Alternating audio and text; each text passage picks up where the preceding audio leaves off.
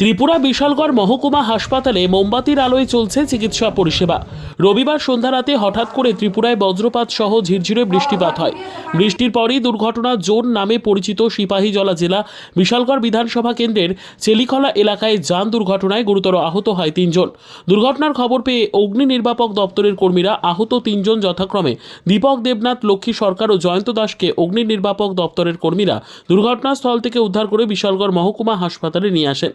যান দুর্ঘটনায় আহত 3 জনকে হাসপাতালে নিয়ে আসার পর বিদ্যুৎ না থাকায় চিকিৎসকরা মোমবাতির আলো দিয়ে দুর্ঘটনাগ্রস্ত রোগীদের চিকিৎসা শুরু করে। রবিবার রাতে এই দৃশ্য ধরা পড়ল আমাদের সংবাদ মাধ্যমের প্রতিনিধির ক্যামেরায়। রবিবার সন্ধ্যা রাত থেকে দীর্ঘ 5 ঘন্টার অধিক বিদ্যুৎ বিচ্ছিন্ন হয়ে পড়ে বিশালগড় মহকুমা হাসপাতালে। অন্ধকারের মধ্যে থাকতে হয়েছে রোগী ও রোগীর আত্মীয় পরিজনদের। এদিকে রোগীর একমাত্র ভরসা মোমবাতি আর চিকিৎসকের ভরসা হ্যারিকেনের আলো। এ নিয়ে এক রোগীর পরিবারের লোকজন বিশালগড় মহকুমা হাসপাতালের স্বাস্থ্য ব্যবস্থা নিয়ে তীব্র ব্যাপক ক্ষোভ প্রকাশ করে বললেন, হাসপাতালের মতো গুরুত্বপূর্ণ জায়গায় যদি বিদ্যুৎ না থাকে তাহলে রোগীদের চিকিৎসা কি করে ভালো হবে। অ্যাকচুয়ালি আমার দিদা, ওনার বয়স 78 ইয়ার্স। তো উনি ভর্তি আছে এখানে। তো আজকে কারেন্ট চলে গেছে।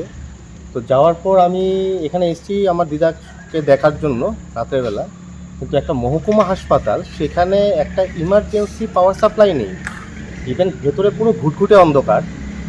একটা লোকও এখানে ওদের টেক কেয়ার করার জন্য নেই। না তো কোনো অ্যাডমিনিস্ট্রেটিভ অথরিটি আছে, না কোনো ডক্টর, না কোনো নার্স। যে একটা পেশেন্ট আছে সেখানে অনেক বৃদ্ধ মহিলারা আছে, অনেক বাচ্চারা আছে। তো এটা আমাদের বিশালগড় মহকুমা হাসপাতালের এই পরিষেবা, মানে এটা তো ভাবাই যায় না। মানে এরকম যদি একটা মহকুমা হাসপাতালে এই কন্ডিশান হয়, আজকে রাত্রে বিকালে একটা বয়স্ক মহিলা বা বয়স্ক ভদ্রলোক যারা পেশেন্ট আছে, ওরা যখন বাথরুমে যাবে, কীভাবে যাবে? হয়তো পরে সেখানে অ্যাক্সিডেন্ট হতে পারে। তো অ্যাটলিস্ট প্রশাসন বা অ্যাডমিনিস্ট্রেশন সেটা দেখা দরকার। মানে এটা সত্যি একটা লজ্জার, মানে এটা মানে শেমফুল থিং।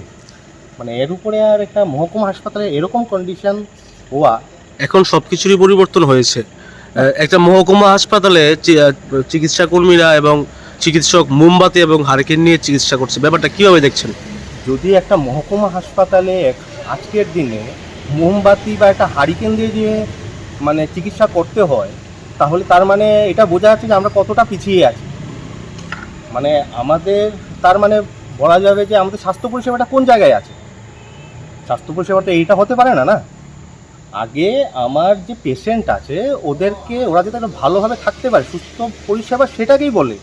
আমার ওষুধপত্র আছে কি না, কি পর্যাপ্ত পরিমাণে সেটা আছে কিনা, সেটা তো হচ্ছে কি সেকেন্ডারি ব্যাপার। প্রাইমারি ওরা যাতে ভালোভাবে সেখানে থাকতে পারে, সুস্থভাবে থাকতে পারে। একটা অন্ধকারে একটা মানুষ কি একটা কোনো কিছুই থাকতে পারে না, জীবজন্তু। তো অন্ধকারে একটা জীবজন্তু থাকা তো দূরের কথা, এখানে একটা মানুষ যারা অসুস্থ মানুষ এরকমভাবে ফেলে রেখেছে। তার সঙ্গে এরকম না যে সেখানে ওরা মোমবাতি দিয়েছে বা একটা ইমার্জেন্সি লাইটের ব্যবস্থা করেছে। আজকে যদি এখানে ওরা কোনো রকমে একটা বাথরুমে যাচ্ছে, তো যদি পড়ে যায়, এটা দায়ভার কে নেবে? আর হাসপাতালে মানে কি, রোগী আছে, তার সঙ্গে সবসময় অ্যাটেন্ড করার জন্য তার পরিবারের লোক থাকবে। কিন্তু অনেক এরকম মানুষ আছে যারা নিঃস্ব, তাদের কেউ নেই। হাসপাতালে আসে, সরকারি হাসপাতাল, সরকার পরিষেবা দেবে, সেটাই তো জনগণ চায় না। তো এখন স্বাস্থ্য পরিষেবার নামে এটা কি চলছে? এটা তো মানে একটা হাস্যকর জিনিস। মন্তেশ্বর থেকে জ্যোতির্ময় মণ্ডলের report, PB news. Dreamland nursing home, ঠিকানা ইন্দ্রপ্রস্থ, বাবুরবাগ, পূর্ব বর্ধমান। পিন নম্বর 713104।